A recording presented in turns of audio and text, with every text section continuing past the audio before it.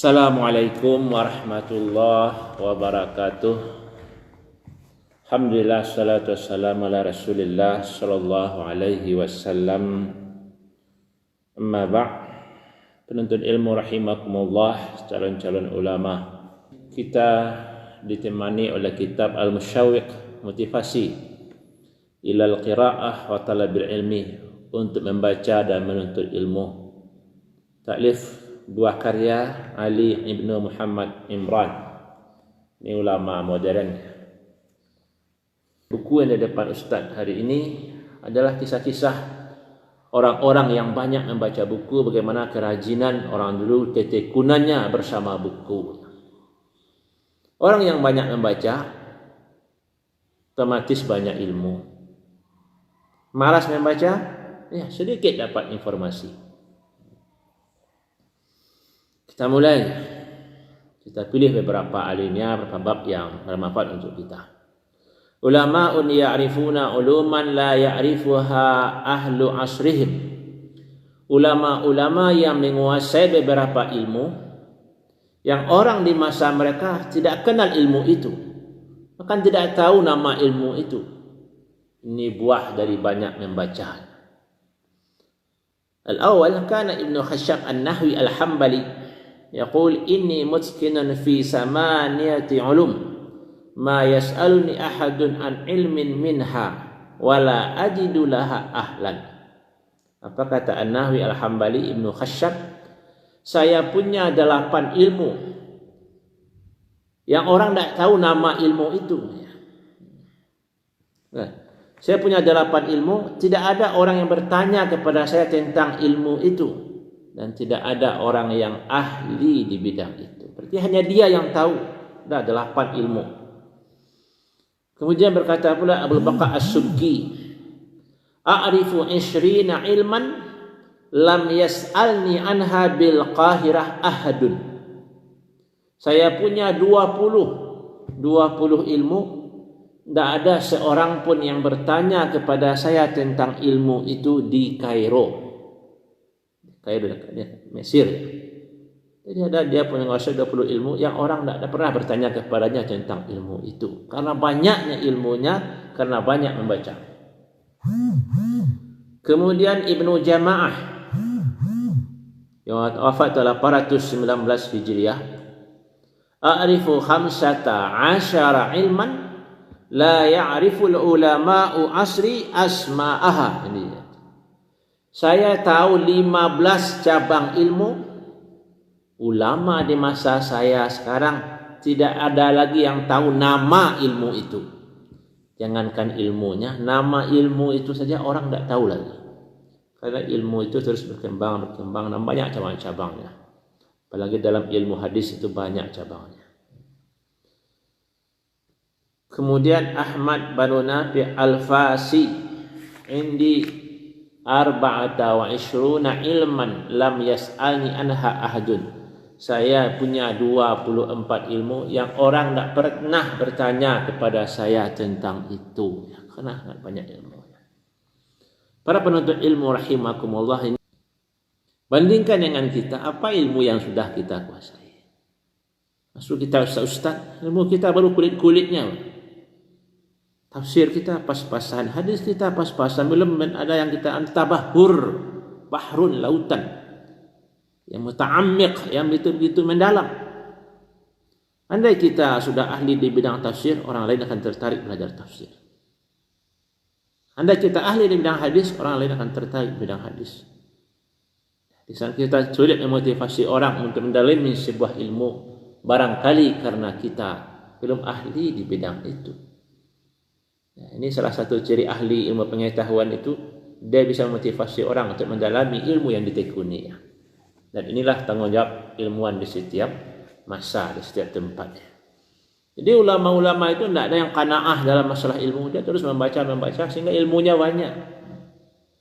Ini juga ada kutipan di sini dari Imam Amawardi, Adabud Dunya wad Din, wa la yaqna' minal ilmi bima adraka al-anna al-qana'ah fihi zuhdun wa zuhdun fihi tark wa tarku lahu jahlun. Jangan merasa qanaah dengan ilmu, karena qanaah itu adalah zuhud, dan zuhud itu berarti meninggalkan. Dan orang yang meninggalkan ilmu berarti jahlun, adalah orang yang bodoh. Jadi kita perlu membanding diri kita dengan ulama-ulama terdahulu yang banyak membaca buku. Sulit kita tiru, tapi kita harus berusaha. Selanjutnya kita lihat ulama-ulama yang semangat dalam belajar, bahkan sampai tua dia masih tetap belajar, masih tetap menambah ilmunya. Dicontohkan di sini Ibnul Jauzi yang wafat tahun 597 Hijriah, yang kitabnya sangat banyak, Talbisul Iblis, yang sudah terjemahkan ke bahasa Indonesia. Disebutkannya dalam biografinya, di umur samanin 80 tahun dia masih belajar ilmu qiraat kepada Ali ibnu Baqilani. Anzur ila hadhihi ma'alih, perhatikanlah motivasi ini. Umur 80 tahun masih belajar ilmu qiraat. Bagaimana semangatnya waktu umur 18 tahun? Bagaimana motivasinya di umur 20, umur 30 tahun? Umur 80 banyak orang sudah tua renta, tapi masih semangat, masih belajar ilmu qiraat. Kemudian masih Ibnul Jauzi, karena dalam perpustakaan Islam ulama yang paling banyak menulis adalah Imam As-Suyuti yang wafat tahun 911 Hijriah. Setelah itu nomor dua paling banyak ngarang kitab adalah Ibnul Jauzi. Nanti yang kita ceritakan tadi, semangat dia belajar sampai umur 80 tahun. Sedangkan buku yang dia baca berapa? Sebutkan di sini. Ini dia sendiri yang menulis dalam autobiografinya, renungan catatan hariannya, Sayyidul Khatir. Saya sangat semangat untuk mutalaah kitabnya. Kalau saya menemukan sebuah buku yang belum pernah saya lihat, seolah saya mendapatkan sebuah harta terpendam, kanzun. Inni tala'tu 20,000 mujallad kana aksar. Saya telah membaca 20,000 jilid. 20,000 jilid buku. Wa anna ba'du fi talab. Setelah itu saya terus belajar. Jadi waktu dia menulis Sayyidul Khatir, dia telah membaca 20,000 kitab. Dan setelah itu usianya masih panjang, dia terus membaca. Allahu Akbar. Berapa puluh ribu buku yang dia baca. Kita berapa buku yang kita baca baru? Dari SD kita kumpulkan semua cabang ilmu, dari SD, dari SMP, sanawiyah, pesantren, kuliah, belum sampai 1.000. Orang dulu 20,000. Karena perpustakaan sangat banyak di Baghdad, di negara Islam itu. Jadi jangan sombong kita hari ini, jangan angkuh. Bacaan kita masih sedikit. Dan karena masih sedikit, kita kuatkan semangat untuk membaca. Ini pengalaman lagi. Seorang ulama penulis kitab terpanjang dalam sejarah. Dia menulis kitab Al-Funun yang sampai 300 jilid, bahkan ada yang mengatakan lebih. Apa kata Ibnu Aqil? Saya tidak membiarkan waktu saya sia-sia. Kalau saya letih berdiskusi, berdebat, mata saya capek, tak kuat pula untuk membaca, saya berfikir. Wa ana mustarih, dalam keadaan istirahat. Di saat saya bangun, saya sudah tahu apa yang akan saya tuliskan. Ya, semangat saya belajar. Fi asra samanin, berarti umur 80 ya. Asyaddu mimma kuntu ajri wa ana ibnu isrin, lebih semangat lagi daripada usia 20. Nah, di sini ada ungkapan man syabba fi sababihi syabba fi saykhihi atau fi saykhatihi. Orang yang menjalani masa muda dengan kepemudaan sampai tua akan tetap muda. Orang yang semangat belajar waktu muda sampai tua insya Allah semangat. Kalau rajin membaca di waktu muda sampai tua akan rajin membaca. Maka kita harus membiasakan diri kita rajin membaca, rajin menulis, rajin mencatat, rajin memutalaah. Juga diceritakan di sini bagaimana dia makan itu, dia makan tidak ingin menghabiskan waktu, sehingga dia makan itu dia campurkan kue roti itu dengan air agar mudah ditelan. Ini banyak ini kisah-kisah ulama, kisah nyata semuanya. Karena semangat mereka dalam belajar. Di sini ceritakan tentang As-Saghani yang wafat tahun 854 Hijriah. Selama 50 tahun kerjanya selalu membaca, menulis, membaca, menulis, membaca, menulis. Karena semangat yang kuat. Juga diceritakan di sini Imam Fairuz Zabadi, pengarang kamus ya. Kemanapun dia pergi, dia selalu membawa buku. Ditemani oleh buku karena dia tidak pernah bosan dalam membaca. Ada pula di sini Imam Ad-Dahuli, bahwa kemana saja dia pergi ada 4 kitab yang selalu dia baca, yaitu kitab Muzani dalam fikih Syafi'iyah, Kitabul Ain ini bahasa Arab, kemudian Tarikhul Bukhari, biografi ulama-ulama di 3 abad pertama, keempat Kalilah wa Dimnah, karya sastra. Jadi ada 4 kitab, kemanapun dia pergi selalu dibawa-bawa. Sangat dicintainya, dibaca berulang-ulang.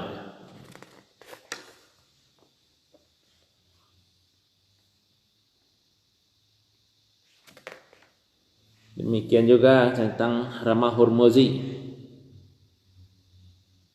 Ada Imam As-Silafi, kemanapun dia pergi selalu dibawanya kitab Al-Muhaddisul Fasil Bainar Rawi wal Wa'i, karangan Ramah Hurmuzi.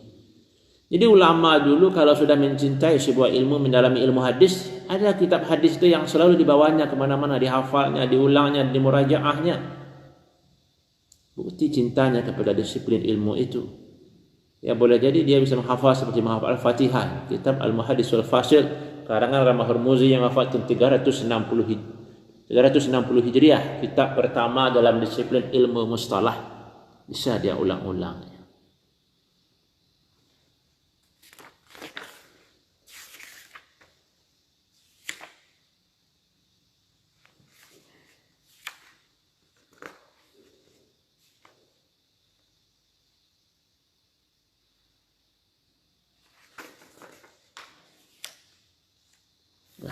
Ini yang menarik. Seorang ulama ya, Ibnu Jaham, kalau dia merasakan ngantuk, fi ghairi waqtina min abisa syai'an naumu al-fadil al hajah, tanawaltu kitaban min kutubil hikam fa ajidu ihtizazi lil fawaid wal harihah allati ta'tarini inda zafar bi ba'dil hajah. Ya, kalau datang ngantuknya tapi tidak di waktu tidur, dia ambil buku-buku hikmah, buku-buku yang penuh dengan kata-kata mutiara, buku-buku menarik, sehingga hilang ngantuknya. Ini cara mengusir kantuk itu dengan membaca buku. Kalau kita mungkin karena baca buku datang ngantuk. Nah, ini beda kita sangat jauh dengan ulama dulu. Jadi ulama dulu menghilangkan ngantuk kalau tidak pada waktu tidur, udah diambilnya buku, hilang ngantuk. Kalau kita baca buku kadang datang ngantuknya. Allah musta'an. Selanjutnya para penuntut ilmu, calon-calon ulama rahimakumullah, adalah ulama-ulama yang membaca kitab-kitab besar, kitab berjilid-jilid dalam waktu yang singkat. Kemarin kita membaca kitab Al-Jami' li Akhlaqir Rawi wa Adabus Sami', karangan Khatib Baghdadi yang wafat tahun 463 Hijriah. Beliau adalah ulama besar dan otomatis seorang pembaca berat. Maka dalam biografi beliau diceritakan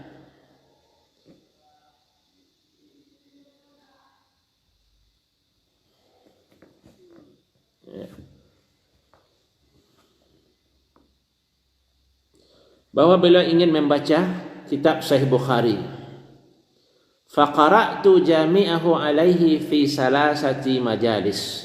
Kitab Sahih Bukhari yang hadisnya sekian puluh ribu dibacanya dalam 3 kali pertemuan. Isnani minha fi lailataini, 2 malam. Jadi malam setelah saya maghrib baca sampai subuh. Besoknya malam lagi sudah maghrib sampai subuh. kuntu abtadi'u bil qira'ah waqta salatil maghrib wa aqtauha inda salatil fajar. Saya mulai di waktu salat maghrib, selesai salat fajar. Ini dua pertemuan pertama dari maghrib sampai subuh. Wa qabla an aqra majlis salis, sebelum pertemuan yang ketiga, ternyata gurunya itu mau berangkat, maka dia membacanya min dahwatin nahar ilal maghrib, dari subuh sampai maghrib, dari maghrib sampai waktu fajar. Coba bayangkan. Fa faraghtu minal kitab, maka selesailah aku membaca Sahih Bukhari dari awal sampai akhir di depan guru, karena ini adalah qiraah riwayah, membaca untuk meriwayatkan. Warahala syekhu fi sabihatil kalailah, maka selesai saya membaca, maka guru saya berangkat, kafilah pun berangkat. Allahu Akbar. Seperti ini Imam Khatib Baghdadi dalam belajarnya, wajar kalau dia menjadi seorang ahli hadis yang luar biasa. Sudah kita ceritakan kemarin bagaimana luar biasanya dalam menulis buku. Ini motivasi orang membaca, dia baca, tulis buku. Motivasi orang belajar, dia tulis buku. Motivasi orang untuk mengamalkan, dia tulis buku. Mendorong orang untuk jadi ahli fikih, dia tulis buku. Begitu rajinnya nulis buku, karena membacanya juga rajin. Pembaca yang baik akan menjadi penulis yang baik. Orang yang tidak pandai membaca tidak akan pandai untuk menulis. Malu kita. Orang dulu membaca dari maghrib sampai subuh itu 2 kali.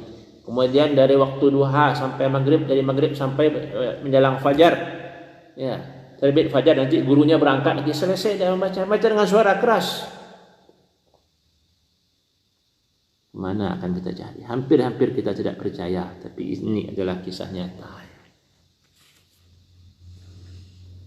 Sehingga para penulis-penulis sejarawan seperti Az-Zahabi mengatakan, tidak ada orang yang mampu seperti ini. Zaman sekarang sudah tidak ada lagi orang yang sekuat ini membaca. Satu-satunya barangkali. Nah, kalau tadi berarti 2 malam tambah sehari semalam. Kemudian ada lagi yang membaca Sahih Bukhari dalam 5 hari. Ini agak 2 kali lipat yang tadi ya, 5 hari. Yaitu tentang As-Sam'ani, kana al-khatib hajahan khat fasirudab fasihan khatimah hufaz wa qara bi Makkah ala karimah Sahih Bukhari 5 ayyam. Dia membaca di Mekah itu terhadap karimah, perempuan ahli hadis. Ya, setiap Sahih Bukhari selama 5 hari.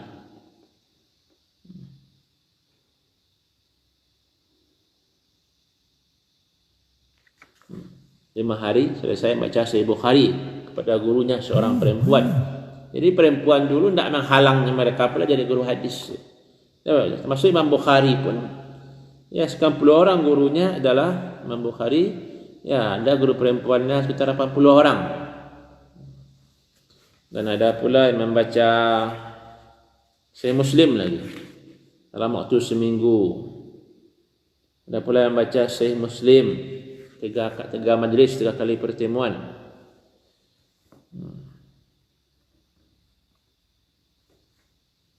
Ini banyak saudara di sini, termasuk Ibn Abbar membaca Sahih Muslim 5 hari, membaca kitab Sirah Ibn Hisam, kitab sejarah selesai dalam 6 hari. Ada pula kitab 2 jilid selesai 1 hari, Imam Ibn Mulakin. Membaca Sahih Muslim 6 kali pertemuan, itu Zainuddin Al-Iraqi yang menulis Alfiyah. Kemudian Fairuz Abadi, ya, selesai membaca Sahih Muslim 14 kali pertemuan. Semakin kita baca, kita semakin malu. Kapan kita tamat Sahih Bukhari? Jangankan Sahih Bukhari, mukhtasarnya saja kadang belum tamat. Riyadhus Shalihin saja tidak tamat. Ya, semakin kita baca buku ini semakin malu gitu. Dulu belum ada lampu-lampu seperti hari ini, belum ada penerang, belum ada kacamata, belum ada penahan radiasi. Semangat membaca luar biasa. Kemudian diceritakan di sini orang membaca Musnad Imam Ahmad bin Hanbal dan di situ ada sekitar 40,000 hadis. Selesai dia membacanya dalam 53 kali pertemuannya. Allahu Akbar. Berarti satu kali pertemuan itu baca hampir 1000 ya. Ini banyak kisah-kisah semuanya, kisah-kisah nyata para penuntut ilmu ya. Jadi orang dulu menyebutkan membaca Sahih Bukhari 6 hari, menamakan Sahih Muslim 5 hari. Yani Ibrahim Al-Biqai Al-Hambali yang wafat tahun 935 Hijriah. Dia baca Sahih Muslim secara sempurna. Allahu Akbar. Semangat orang belajar. Nah, jadi yang kita baca tadi itu adalah orang yang membaca kitab-kitab besar dalam beberapa hari dalam waktu yang singkat. Dan sebelumnya tadi yang kita bahas adalah orang yang punya banyak ilmu, yang orang di zamannya tidak tahu lagi tentang ilmu itu. Yang ketiga, kalau boleh di sini, orang yang mengulang-ulang membaca satu buku, tapi dibaca berulang-ulang. Nah, ini juga ada.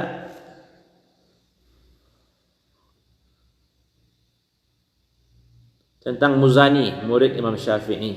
Apa kata Muzani? Ini anzuru fi kitab risalah munzu 50 sanah ma a'lamu anni nazartu fihi marratan illa wa ana astafidu syai'an lam akun araftuhu. Saya telah membaca risalah Imam Syafi'i itu selama 50 tahun karena ini muridnya.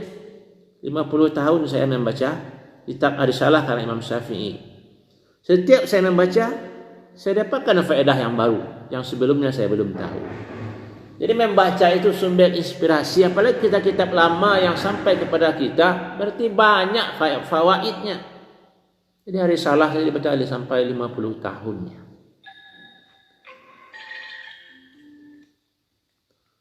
Ya. Kemudian dalam qiraah Imam Bukhari, ada yang membaca Sahih Bukhari itu 700 kali. Sahih Bukhari dibaca 700 kali tamat. Allahu Akbar. Bukan sekali, 2 kali tamat, tapi 700 kali tamat. Siapa itu? Ibnu Atiyah Al-Maharabi. Ya. Terjemah Ghalib Ibnu Atiyah Al-Maharabi. Allahu Akbar. Kemudian ada yang baca qiraah Bukhari 150 marrah, 150 kali. Imam Al-Alawi Al-Yamani. Ada yang baca Sahih Bukhari 40 kali. Ini banyaknya. Ada yang, dan ada pula yang membaca Sahih Bukhari di depan 30 orang guru. Jadi orang dulu belajar baca buku, dia baca, gurunya dengarkan. Salah benar bacaan ditegur. Ini membaca untuk meriwayatkan ya, bukan membaca lepas. Di depan 30 orang guru. Allah. Jadi pertama dia baca Sahih Bukhari di depan Ustaz Hamdi, besoknya dia belajar Sahih Bukhari di depan ustaz yang lain, di depan Ustaz Rahmat, di depan Ustaz Fauzan. Tak pernah bosan membaca Sahih Bukhari berulang-ulang ya. Itu Sahih Bukhari. Kemudian kita fikih lagi. Disebutkan di sini tentang fuqaha Yaman Al-Imrani ya, yang wafat tahun 558 Hijriah. Al-Imrani membaca kitab Al-Muhazzab yang sudah kita pelajari di awal, yaitu syarahnya Majmu' Syarah Muhazzab An-Nawawi. Ya, kitab Muhazzab itu dibaca 40 kali oleh Al-Faqih Yahya Abil Khair Al-Imrani. Ya, luar biasa. Kitab fikih. Dan ada pula yang membaca kitab sastra, Mu'jamul Udaba, biografi ahli sastra, 8 kali tamat. Kemudian kita fikih mazhab Maliki, Mudawwanah 1000 kali dibacanya. Ya, Ibnu Tabban. Allahu Akbar. Ada pula yang baca tafsir Al-Kasyaf berulang-ulang kali.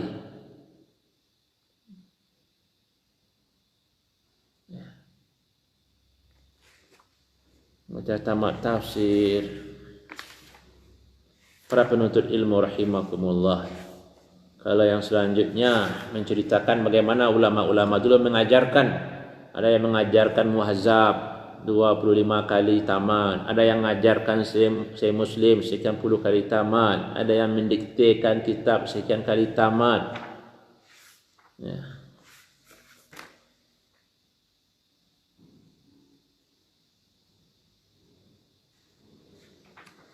Ada yang mencatat buku karena dulu belum ada fotokopi. Percetakan ada yang mencatat buku itu berkali-kali, menyalin buku. Ada pula yang profesinya itu. Allahu Akbar. Penuntut ilmu rahimakumullah. Demikianlah semangat orang dulu belajar. Seperti itulah orang menguatkan pondasi keilmuannya sehingga mereka menjadi ulama-ulama besar yang abadi sepanjang sejarah. Jadi semakin kuat perjuangan, semakin bermanfaatlah hasilnya. Maka di saat kita sudah memutuskan kita akan jadi ulama, jadi penuntut ilmu, kita harus rajin-rajin membaca. Dan kita ceritakan tadi adalah buku-buku pelajaran, buku-buku ilmu syariah. Bagaimana dengan Al-Quran? Banyak ulama yang khatam Al-Quran dalam satu rakaat salat. Banyak ulama yang membiasakan salat tahajud dengan menghatamkan Al-Quran 30 juz. Lah dalam biografi Imam Syafi'i di bulan Ramadan, Imam Syafi'i khatam Al-Quran itu 60 kali. Ya, karena dalam perjalanan, dalam safar itu banyak yang khatam Al-Quran satu kali siang, satu kali malam. Ya, luar biasa. Ya, kalau mengkhatamkan Al-Quran dalam satu rakaat itu yang terkenal siapa? Utsman bin Affan dalam satu rakaat khatam Quran 30 juz. Mulai setelah Isya, selesai dalam subuh. Imam Abu Hanifah, Sa'id bin Jubair, Tamim Ad-Dari, kalau yang mengkhatamkan Al-Quran waktu tahajud, Baqi Ibnu Makhlad. Begitulah ulama-ulama terdahulu sulit. Ya, tapi tidak bisa kita untuk meniru mereka. Jadi Al-Quran satu rakaat khatam. Buku-buku ilmu pengetahuan sudah kita baca. Jadi bagaimana motivasi mereka yang sangat kuat. Penuntut ilmu rahimakumullah, maka mulai dari sekarang latihanlah banyak membaca buku dan prioritaskan buku-buku utama. Jangan banyak baca buku, tapi buku-buku yang belum terseleksi. Buku yang perlu banyak kita baca itu adalah buku-buku yang sudah standar keilmuan. Ada orang banyak baca buku, tapi kalangan ulama-ulama zaman sekarang saja semuanya. Ada banyak baca buku, tapi komik, buku-buku cerita. Itu bukan buku banyak di perpustakaan, tapi buku-buku yang ya apa adanya. Pendaknya buku-buku yang kita tamatkan adalah buku-buku yang berkualitas. Sahih Bukhari, Sahih Muslim, itu kita lanjutan ya. Kalau kita pemula ya buku-buku ilmu tafsir, ilmu hadis, ilmu fikih baca berulang-ulang. Kuatkan pemahaman. Karena itu usul pondasi ilmu. Kita baca berulang-ulang agar kita jadi ilmuwan. Ya, makanya dalam penutup ini kita ungkapkan sebuah kalimat dari Abu Hasan Al-Basri. Inna lana kutuban nata'ahaduha. Kami memiliki beberapa kitab nata'ahaduha yang benar-benar kami baca dengan serius. Kami ulang-ulang. Dan disitulah modal ilmu mereka. Para penuntut ilmu rahimakumullah, marilah kita baca berulang buku-buku yang sudah pernah kita pelajari. Dan marilah kita latih untuk membaca kitab-kitab besar sesuai dengan kemampuan kita. Ya, kalau kita buya-buya ustaz-ustaz, setidaknya Fathul Bari dan Ibnu Katsir pernah kita tamatkan.